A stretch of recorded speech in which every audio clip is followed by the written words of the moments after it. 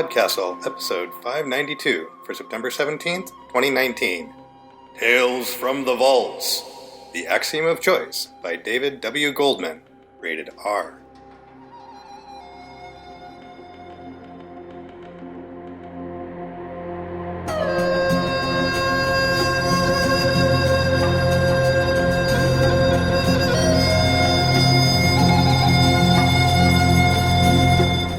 Hello, and welcome to PodCastle. I'm Craig Jackson, also known as Aussie Cat. I'm PodCastle's forum moderator and also one of the associate editors.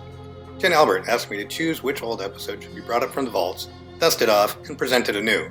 There are so many great stories languishing down there. But really, there was only one choice. The Axiom of Choice by David W. Goldman, as presented in PodCastle 211 back in June of 2012. Originally published in the New Haven Review, Winter 2011, and nominated for the Nebula Award. Do you remember those cute little choose-your-own-adventure books? Or, if you're too young to remember those, maybe think of Bandersnatch from Netflix last year.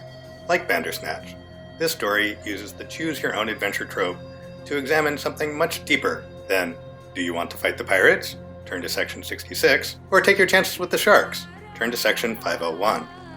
The story was written by David W. Goldman. David finished paying off his loans from a well-known Boston trade school by moving to the Pacific Northwest, abandoning his trade, and becoming a software company. Eventually, he wised up and found himself a day job. Now living in Portland, Oregon, with his multi-talented wife and the obligate pair of feline distractions, he finally has time to pursue his childhood dream of writing the great American SF novelette. Your narrator is Eric Luke. He is the screenwriter of the Joe Dante film Explorers, the comic books Ghost and Wonder Woman, and wrote and directed the Not Quite Human films for Disney TV. He also wrote Interference, a meta-horror audiobook about an audiobook that kills. His website for creative projects is quillhammer.com. And now, prepare to take your fate into your own hands and enjoy the story. The Axiom of Choice by David W. Goldman. The incident in the story's penultimate scene comes from something I stumbled upon several years ago, a message from a defunct email discussion list that had been copied to a website, by now also defunct. In his 1996 message, Mike Beecham described a concert he just attended at the Brantford, Ontario Folk Club. During one song introduction, musician Michael Doyle related an anecdote about reassuring an earlier listener that travelers always come back. Someone a few rows behind Beecham commented, "Sometimes they don't come back." Sitting in that section was Ariel Rogers, widow of legendary Canadian singer-songwriter Stan Rogers, victim of a 1983 airplane disaster. "I think," Beecham wrote, "there is a song in there somewhere to be written." 301. The guy mentions a town that means nothing to you, but the remark topples Paul into laughter, into his big, rumbling belly laugh, the one so deep and generous that during a gig it never fails to convince the audience that they're all in on the joke with you and him. The three of you have lingered outside the darkened club an hour beyond the show's end. Your palms rest atop your guitar case, which stands vertical before you on the cracked sidewalk. Standing not quite as vertical, Paul steadies himself by pressing a hand against the club's brick wall, just below a photocopied poster bearing an image of his face, looking very serious. "Dynamic singer-songwriter Paul Moroney," says the poster. Your name appears lower down in smaller type. One corner of the poster has come loose. It flips back and forth in the unseasonably warm gusts that blow down the narrow street. "But really," says the guy, some old friend of Paul's whose name you've already forgotten, "why should you two spend tomorrow driving way up the coast for one damn gig, and then all the way back the next day? I'll fly you there tonight in my Cessna. Tomorrow you can sleep in as long as you like." His arms sweep broad arcs when he speaks, the street lamp across the road glinting off the near-empty bottle in his grip. Paul rubs the back of his hand against his forehead, the way he always does when he's tired. You're both tired, 3 weeks into a tour of what seem like the smallest clubs in the most out-of-the-way towns along the twistiest roads in New England. Paul looks at you, his eyes a bit blurry. "What do you think?" There's a blur to his voice, too. "I'm in no condition for decisions." You're not sure that your qualifications for decision-making are any better than his, given not only your sleep deprivation, but also the beers during the gig, and the fifth of scotch that the three of you have been passing around since. If you ask Paul's friend to let you both spend the night here in town on the floor of his apartment, go to section 304. If the thought of sleeping in until noon is too tempting to pass up, go to section 307.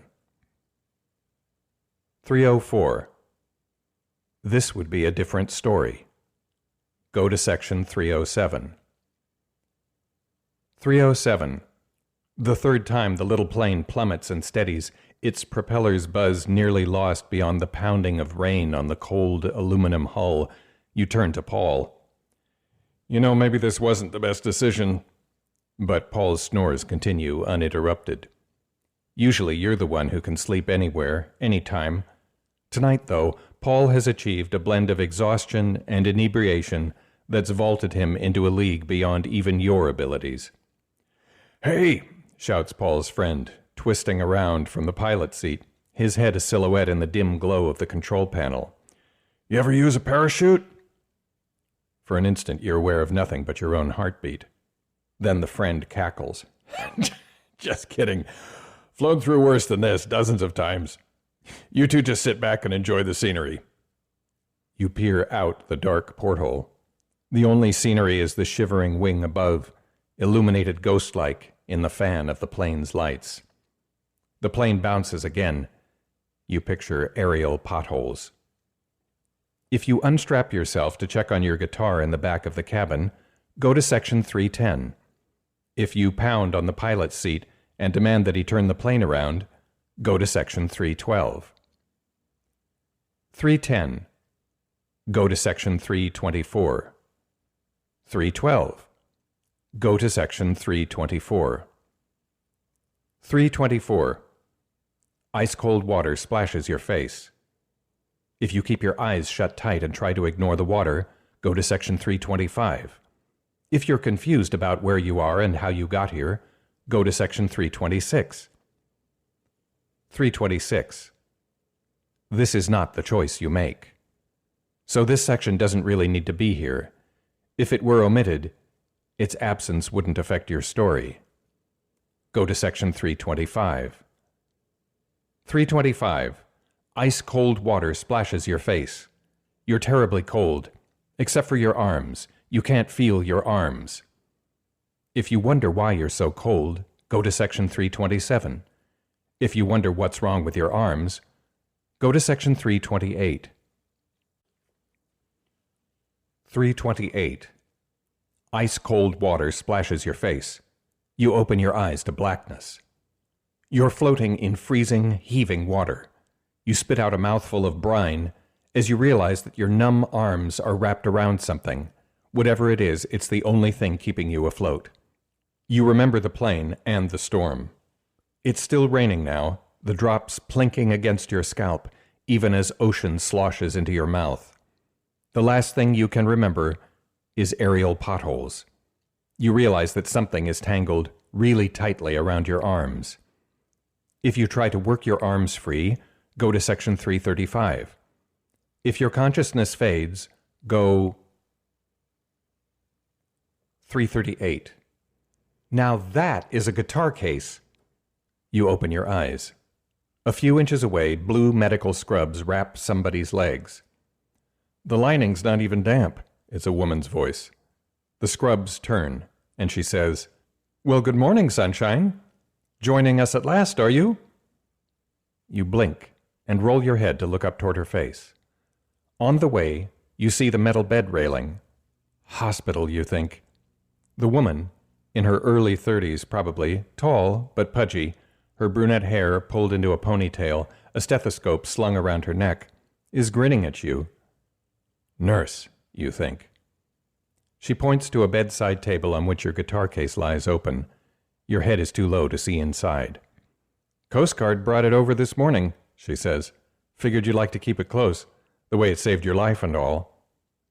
You see the case's shoulder strap, tooled leather, custom made, presented to you by a lover 4 years ago to replace the case's broken handle, dangling in 2 jaggedly truncated scraps from each of their rivets. Maybe the nurse notices the direction of your gaze. They had to cut you free when they got you out of the water. That strap was so tight that your hands... She stops, as if she's caught herself saying more than she intended. You look at your hands, resting atop the bed covers. They're wrapped in so much gauze that they look like 2 cantaloupe mummies. Both arms are also thickly wrapped, nearly to the shoulder. You try to bend one, and then the other. They don't move. Your arms don't move. What the hell? Calm down, says the nurse. Just relax. Those splints have to stay on for a week. They spent a whole night working on you in the OR. You don't want to put all that effort to waste now, do you? You let your head settle back into the pillow. Your tongue sticks to the roof of your mouth for a second when you try to talk. Working on me? Well, she reaches down to adjust the covers over your chest. Your hands got really banged up in the crash, and you were hypothermic, of course. And then that strap got tangled around your arms, choking off the circulation. So they had to, what? Restore the circulation? For a second she doesn't answer. She reaches up and pulls her ponytail over her shoulder, and then slowly runs her finger through its end. Yes, she says. That's right. A brunette curl wraps around her finger. Also, she straightens and takes a step away. I should tell the doctors that you're awake. They'll give you a full report. If you insist that she stop and tell you everything right now, go to section 341. If you wait to hear what the doctors have to say, go to section 344. 341. Well, she says, your right hand is going to be fine, except that they had to amputate the end of your pinky finger, just the last joint. It takes you a moment to understand that word, amputate. But, okay, just the pinky. You don't need that one to hold a pick. Not even finger picks, so that's okay. You'll still be able to play, no problem. If that makes you think of Paul, and you ask how he's doing, go to section 350. If you realize that the nurse hasn't said anything about Paul, nor the other guy, and you guess what her omissions must imply, and you recall that it was you who decided that flying would be the right choice, go to section 356. 356. Okay, you say. Your voice is louder than it needs to be, and you speak quickly, as if you're drowning out some other voice. And my left hand? Her finger tightens in her ponytail. You're right-handed, aren't you? You nod. You're busy trying to not think, so you don't wonder why she asks that. There was more damage to your left hand. I'm afraid they couldn't save all the fingers. She has freckles across both cheeks. You hadn't noticed that before. Her eyes are green, like the eyes of the cat you had as a kid. You still have your thumb, though, and your middle finger should be fine, so you'll... If you think about Django Reinhardt, the gypsy guitarist renowned for his prowess despite half his left hand being crippled by a fire, go to section 362. If the only thing you can think about is how, just the other night, your biggest priority had been sleeping in until noon, go to section 373. 373. You stay in the hospital for 3 weeks. There's a lot of pain, and 2 more surgeries. You don't have insurance, of course, but the hospital's social worker says that they'll work out a payment plan for you. You meet her eyes when she says that. After a second, she looks away. This afternoon, a therapist is making you squeeze a rubber ball with your left hand, but you keep dropping it. Each time he picks up the ball, without speaking, and puts it back into your hand. The 2 of you repeat this cycle for 5 minutes, glaring at each other. Somebody punches you in the shoulder. Ow, you say. It's your nurse, the one with the freckles. You didn't notice her entrance. Get out, she says to the therapist. Her eyes, though, are locked on your face. Look at your hand, she tells you. What? It's why you can't hold the ball. You never look at what you're doing. Fuck you, you say, and you turn away. So you aren't watching when she reaches out and grabs your left wrist. Hey! She's stronger than you, despite your panic. She yanks up the hand and holds it before your face. Look at it! Her other hand clamps onto your head, so you can't twist away. So you do it. You look at the hand. At the intact but twisted middle finger, at the half forefinger, wriggling like a decapitated worm, at the puckered stumps, at the hand's outer edge. All right, you shout at her. I'm looking, now let go. No, she replies. You're looking at this messed up thing I'm holding. Now. And suddenly you realize that her voice this whole time has been surprisingly gentle, almost a whisper. Look at your hand. It's not some immediate magical thing, but after a few seconds you notice the thumb, and yes, it's your thumb, exactly the same as it's always been. And that's your palm, with all its familiar lines and creases, including the scar from when you fell onto a rock as a kid, and the fingers, the parts that are still there, those are yours too. You lift your other hand, and she releases her hold as you press your two palms together. You turn them back and forth, studying what's there, what's not. If, for the first time since the crash, you start crying, go to section 378.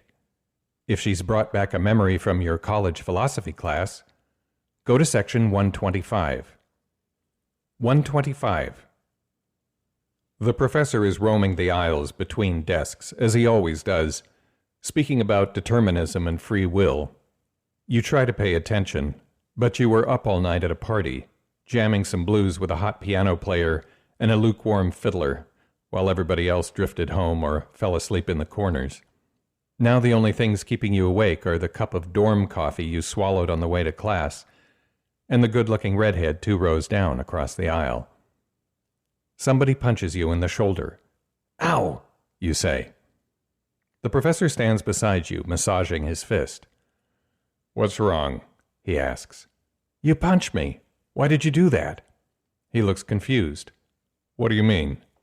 Oh, my fist. He studies it.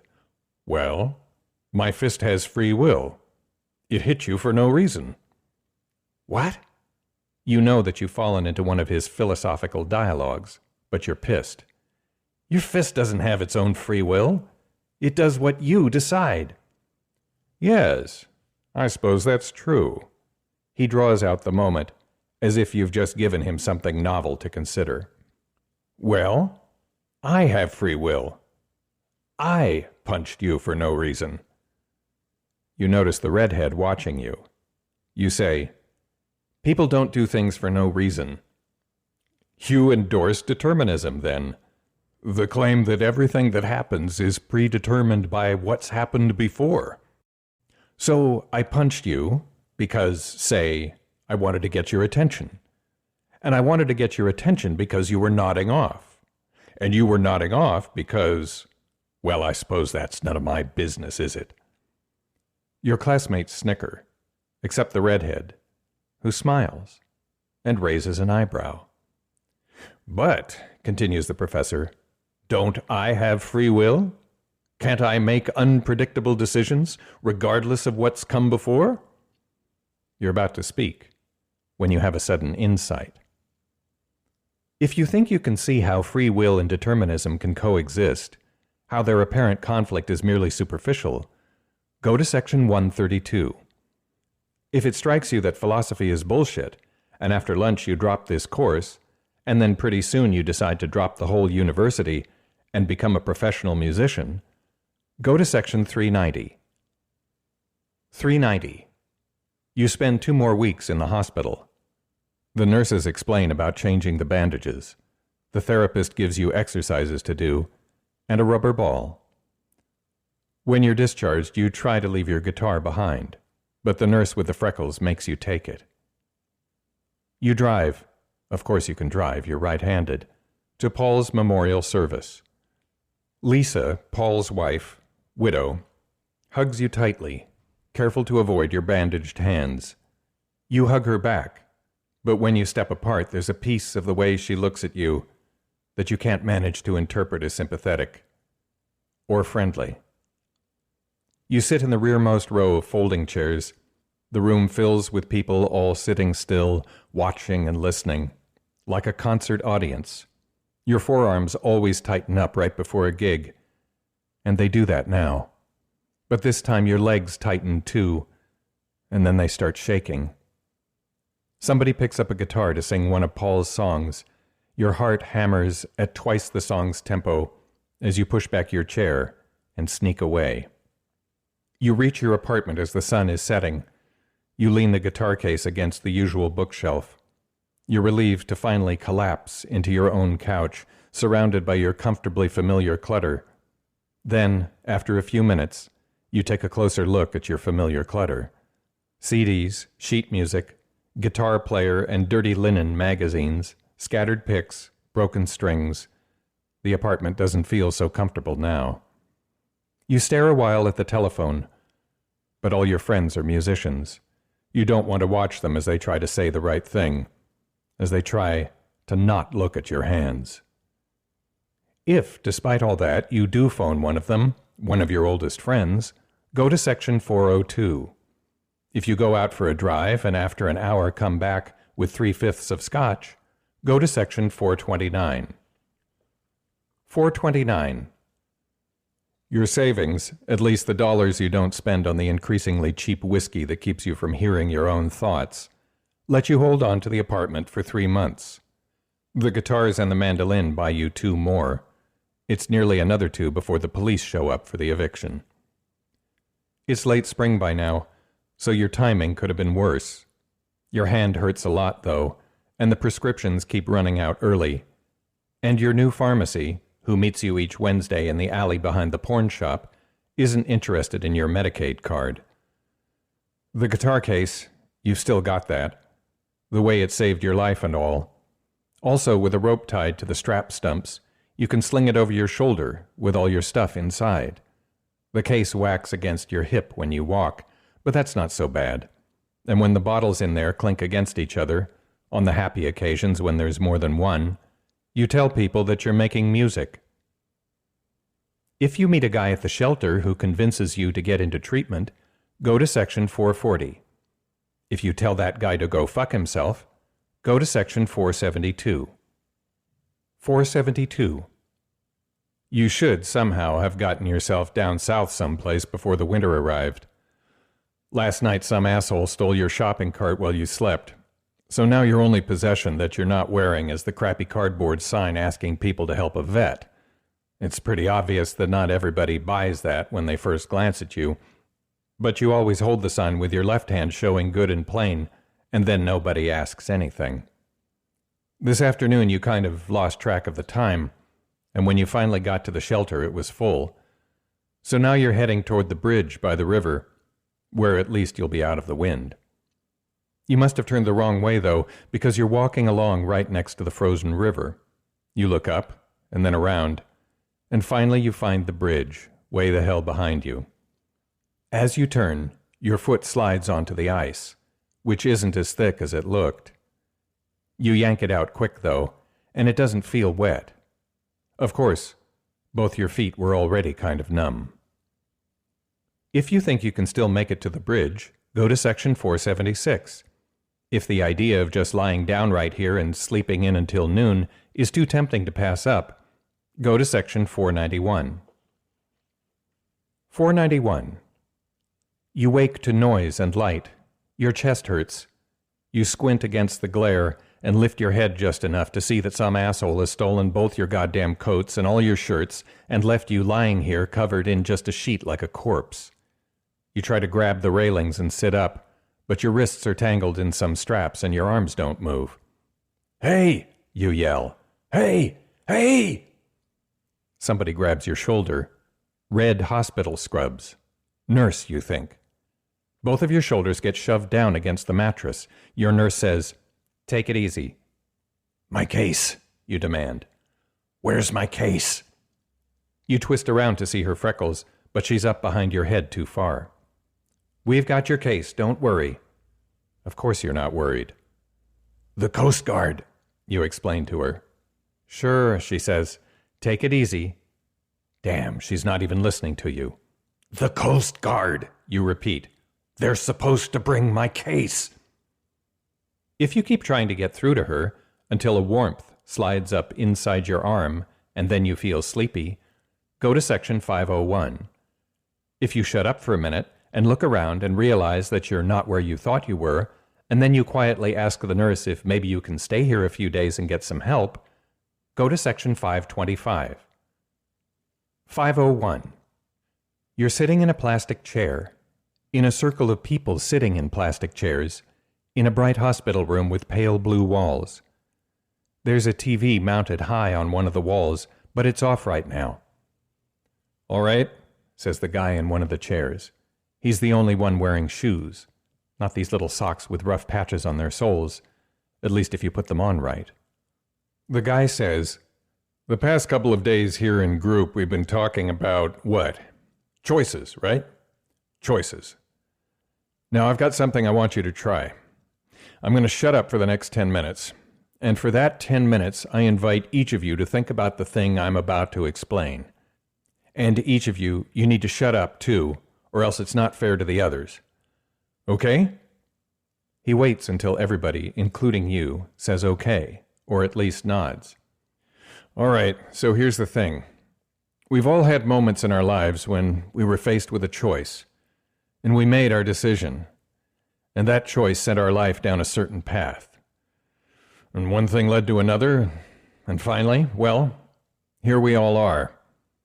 He looks around the circle, his gaze pausing on each person. When he looks at you, you stare right back at him, and he gives you this little smile he does sometimes.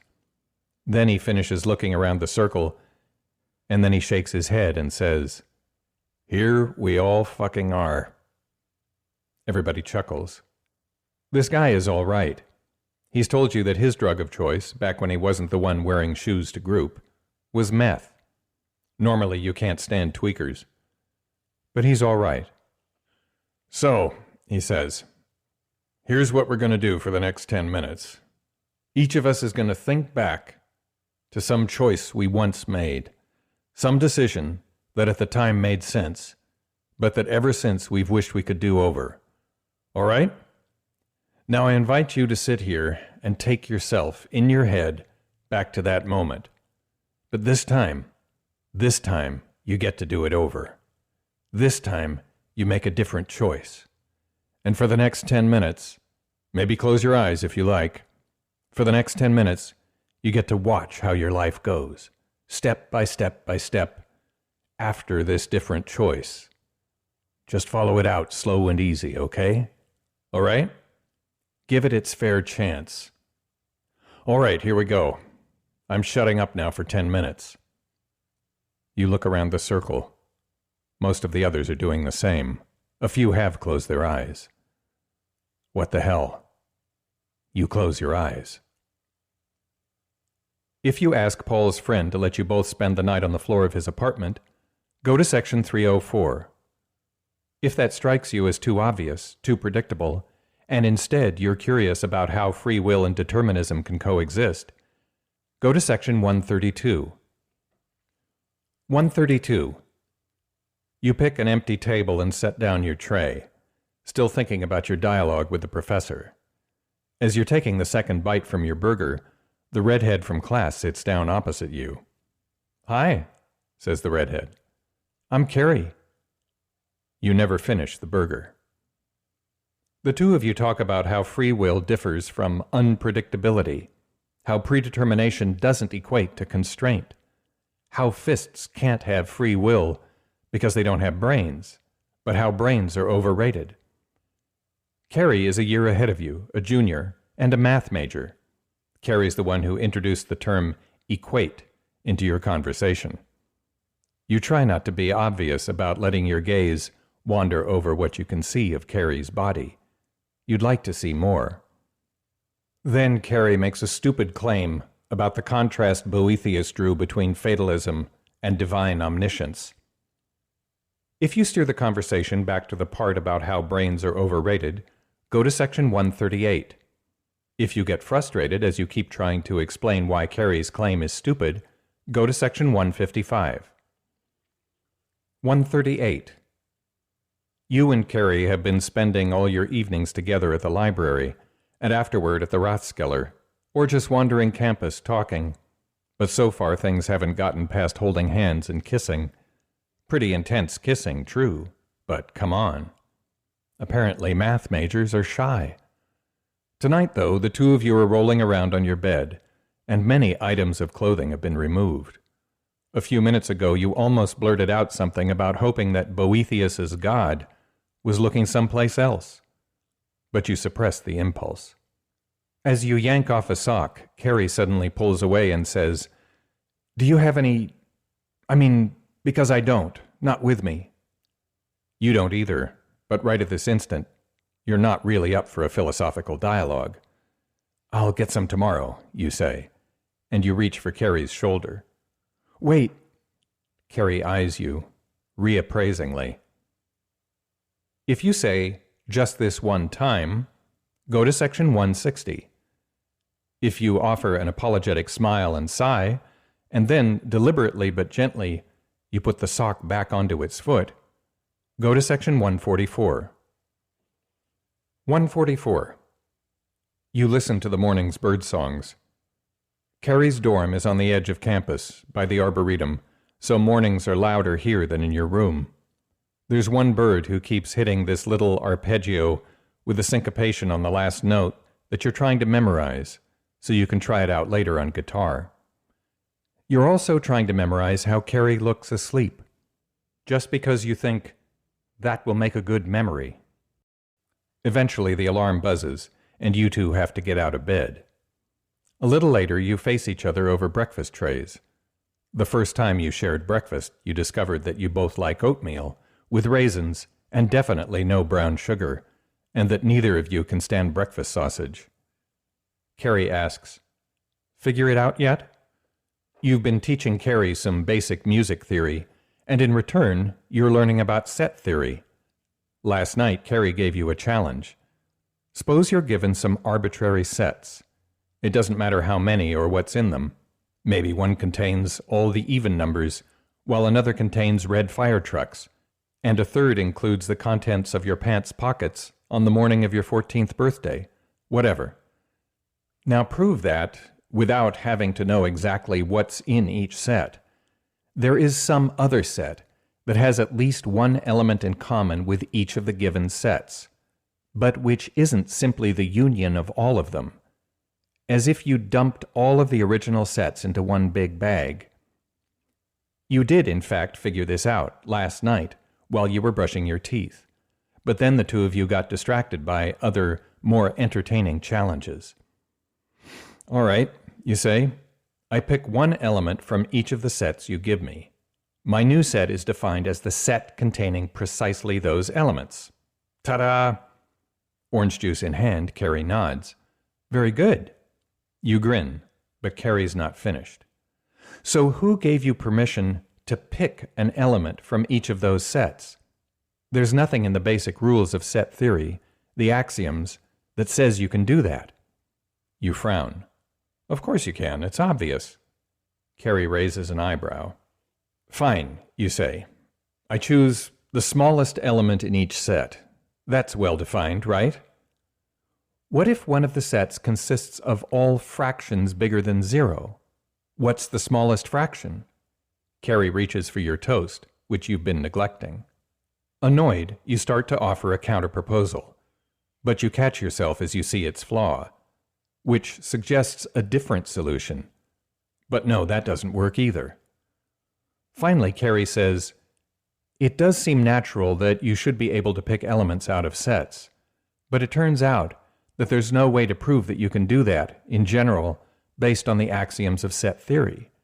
Most mathematicians agree with you that it should be allowed, though, so they add a new rule that specifically says you can do it. The axiom of choice." Now you're annoyed again. Then why didn't you tell me that up front? If this axiom of choice is simply one of the rules, why are we even discussing it? Carrie leans forward, one elbow skidding almost into a puddle of spilled coffee. It's not one of the rules. Not one of the most basic defining ones, anyway. You can build up a complete self-consistent system of mathematics that doesn't include the axiom of choice. If you add it in, you end up with a slightly different system, one that includes a lot of new, interesting results, most of which feel right. So most mathematicians are fine with proofs that depend on the axiom of choice. You glance at your watch. You'll both be late for class if you don't pick up your trays and get going. But a corner of Carrie's argument looks loose to you. So, you say, you can do math either with this axiom or without it? Right. Carrie stands up. You remain in your seat. Then each mathematician has to choose whether or not to use the axiom of choice. Carrie pauses and stares at you. And then, slowly, Carrie nods and slides the 2 trays in your direction, as if presenting you an award.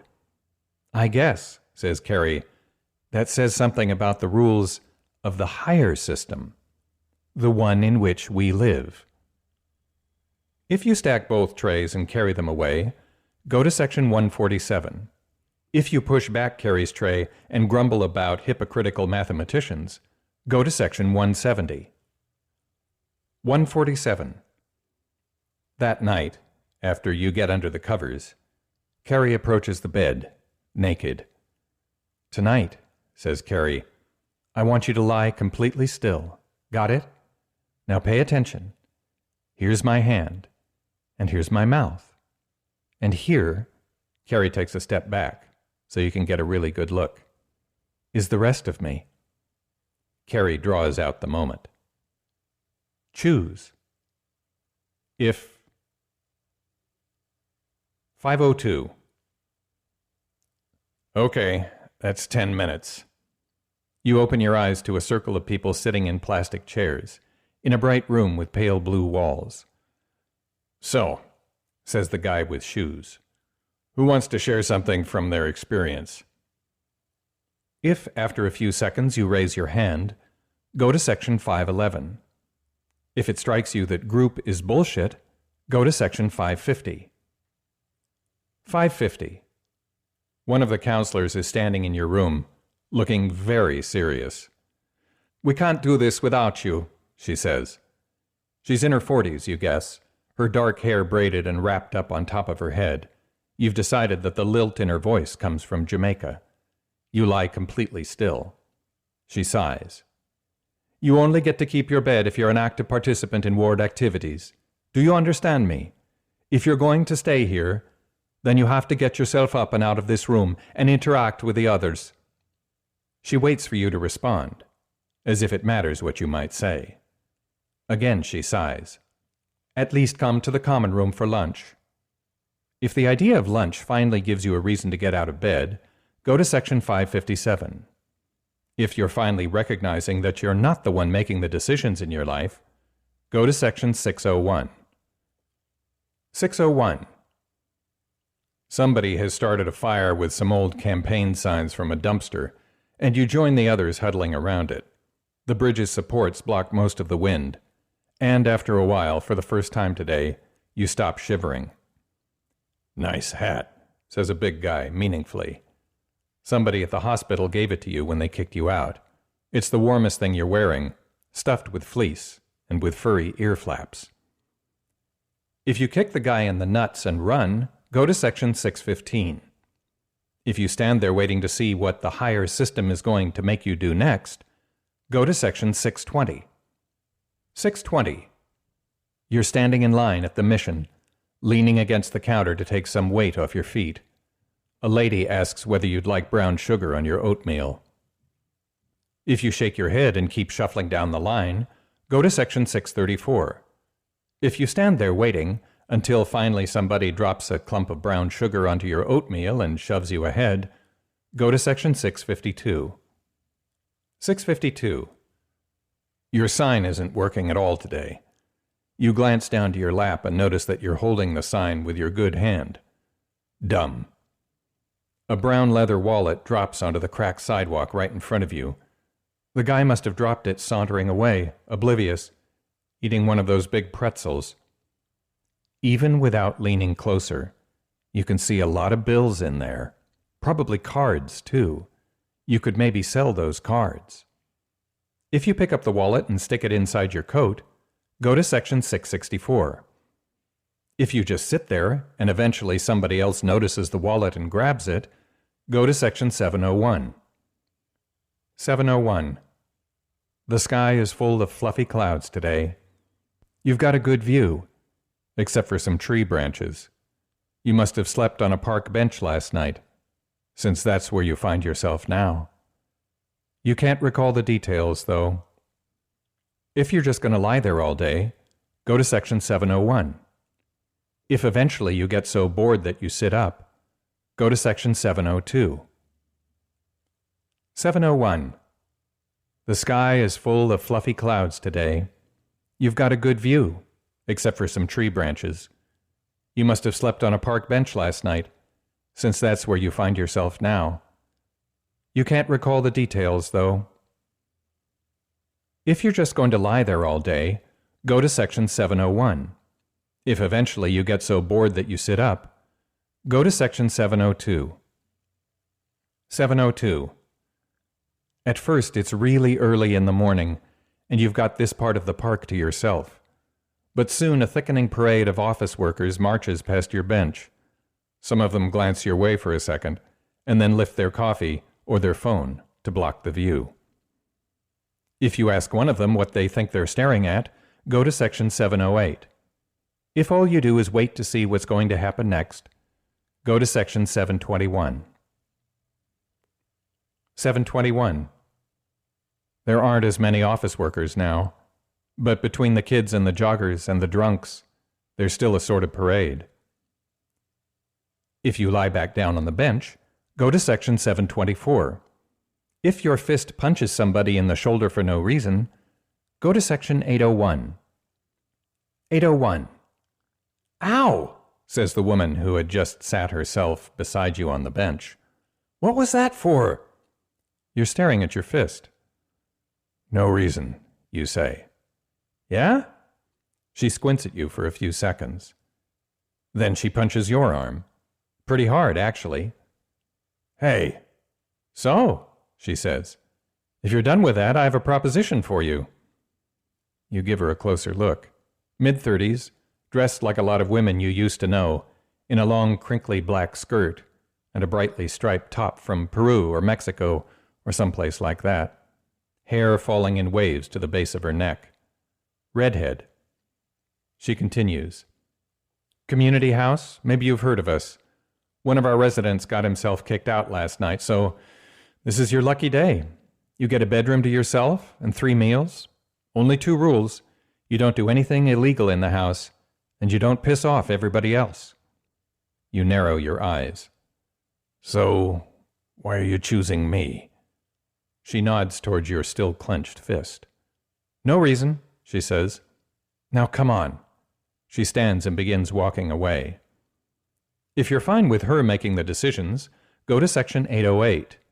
If you lie back down on the bench, go to section 815. 808. Your third afternoon at Community House, Irene, the redhead, invites you to come along with everybody to a movie. In your mind, you see a dark room full of people all sitting still, watching and listening. Your arms tighten up, and then you start shaking all over. After a minute, Irene says that maybe you should just stay here today. If you insist on joining the outing, go to section 815.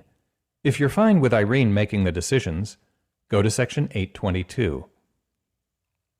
822. A couple evenings later, you and a few others are in the living room watching TV. When the show ends, Irene gets up and turns off the set. Nobody objects. I'm going to read a while, she says. She crosses the room toward an armchair, pausing at the stereo to start up a CD. The drums kick things off, and then comes the bass, a bottleneck guitar, eases into some Delta blues. You get shaky and stand to leave. "Wait a minute," she tells you, looking concerned. She turns off the CD. She glances around the room at the others. "I think I need some tea. Come on." You follow her to the unoccupied kitchen. She runs water into the kettle. Not looking at you, she says, "Music. It's a problem?" You don't feel entirely steady, so you slide into one of the wooden chairs at the kitchen table. She lights a burner and sets down the kettle. "Especially guitar." You let out the breath you've apparently been holding. "I used to play." She pulls out the adjacent chair and sits. "And then your hands got messed up." You nod, though you don't know whether she's watching, because you're staring at your lap, where your hands are holding each other, as well as they can.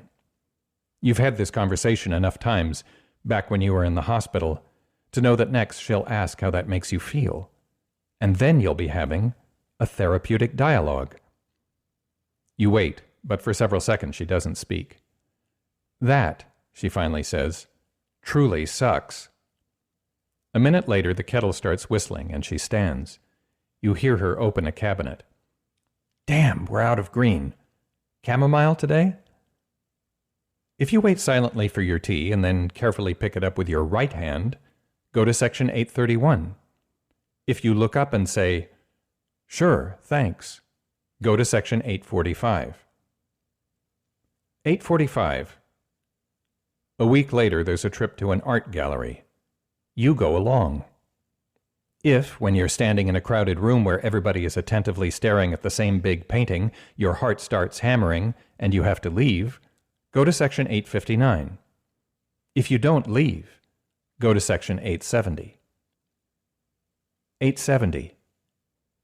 You've been at Community House for 3 months now. Sometimes you help Irene or the other staff with grocery shopping, often with cooking. Lately, you've been able to sit still while CDs play, and a few nights ago you realized that your right hand was finger-picking along with an old Ry Cooder track. Though at that realization, you did have to leave the room, and for a couple of hours it felt like all the fingers you don't have anymore were spasming in boiling water. But what surprises you the most, what truly astounds you, is that some of the other residents lately have been asking if they can talk with you, have been asking your opinions about their stuff, as if it matters what you say. This afternoon, you're sitting at the kitchen table with Irene, stuffing fundraising envelopes. The sun is warm on the back of your neck. Through a screen, birds arpeggiate. "I'm going to a concert next week," she says. "Some Canadian folk singer." She positions a stamp at an envelope's corner, presses it down with her thumb. "Come with me?" "Sure," you say. "Thanks." If you lift a fundraising letter from the pile and fold it precisely into thirds, giving the task absolutely all your attention and thinking hard about nothing else at all, go to section 884. If there's no way you're going to let her drag you to that concert, go to section 896. 896. Could be worse, you think, sitting in the darkened room. The guy's guitar playing is rudimentary, but his lyrics actually make sense. And he's got an interesting, gravelly voice that he keeps sending out on surprising trajectories. It twists and soars until sooner or later it always ends up crashing back home. Irene is working her usual nonchalance, but you've noticed her glancing your way every minute or two. You consider telling her that she can relax, that you're doing fine. Then you feel the singer's diminished chord echoed on your left hand's own phantom fretboard, and you think maybe you'd better wait a bit and see what develops.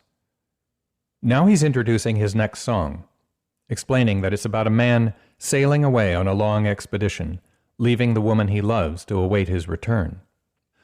"Couple of months ago," he says, "a guy came backstage after a show looking really sad, and he told me how his girlfriend was about to leave for Europe for a year, so he had to ask me about the traveler in my song. Did he come back? And I told him, of course he came back. This isn't a blues song." He seemed reassured. Everybody chuckles. Then, just as he leans forward and is about to start playing, you hear a soft voice.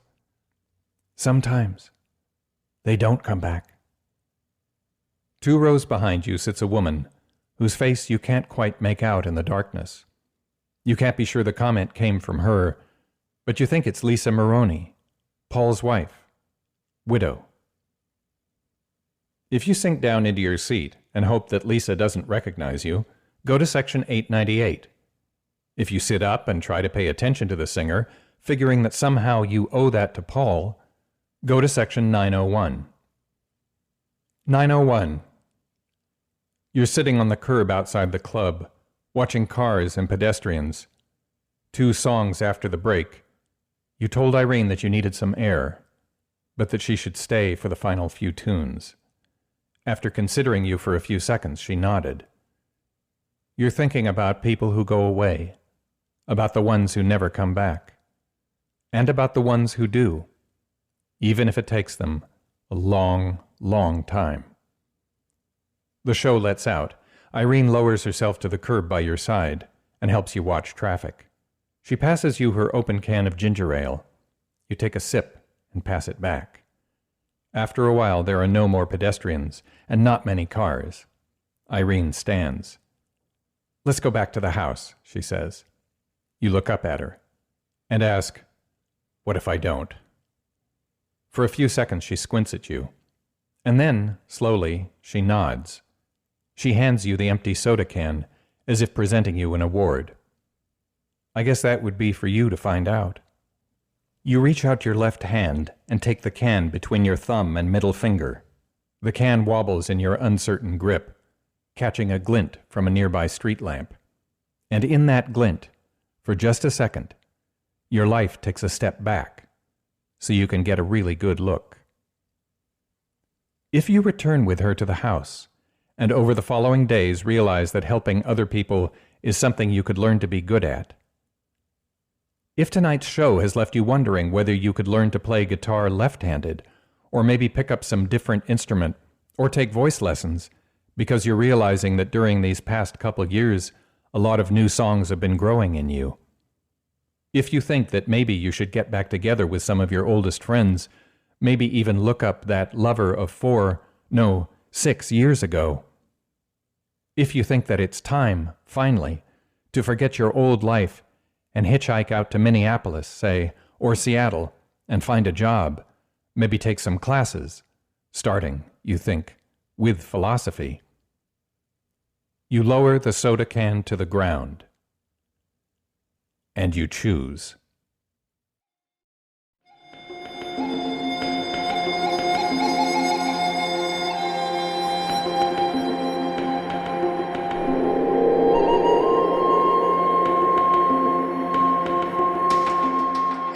Welcome back. Wow, this story just blew me away on so many levels. The way it uses the gimmick from those choose-your-own-adventure stories to make you really think about what kind of choices the protagonist is making, and the way his choices change as the story progresses. And it puts you in a position to consider what you would do in his place, even though you don't have the power to implement those choices. Personally, I've always loved stories about free will versus determinism, and I think this one has a great angle to explore that topic. I've always felt it was really a false dichotomy, and whatever the source, we do have choices in our lives. What matters is what you do with them. But enough from me. And that was our show for this week. On behalf of everyone at PodCastle, co-editors Jen Albert and Sheree Clark, our audio engineer Peter Baravash, forum moderator, me, assistant editor Setsu Uzume, and all of our first readers, Ace Radcliffe, Aidan Doyle, Devin Martin, Eloni Dunbar, Ikpeki Owen Choiway, Eleanor Wood, Amelia Harrington, Hamilton Perez, Julia Pratt, Julian K. Jarboe, Kai Hudson, Karen McMahon, Crystal Claxon, Matt Dovey, and me, Craig Jackson. Thanks for letting us share another story with you. PodCastle is a part of Escape Artists Incorporated and is distributed under Creative Commons Attribution, Non-Commercial, No Derivatives, 4.0 International License. Feel free to share it, but don't change it or sell it. Be sure to share it with your friends. Hit us up on social media, and if you would like to show some extra love, head to patreon.com/EAPodcasts. You can get special bonus episodes, access to our new Discord channel, and all sorts of other neat stuff. We'll be back next week with a brand new tale. Until then, this is Craig Jackson, reminding you to recognize where you have choices in life and where you don't.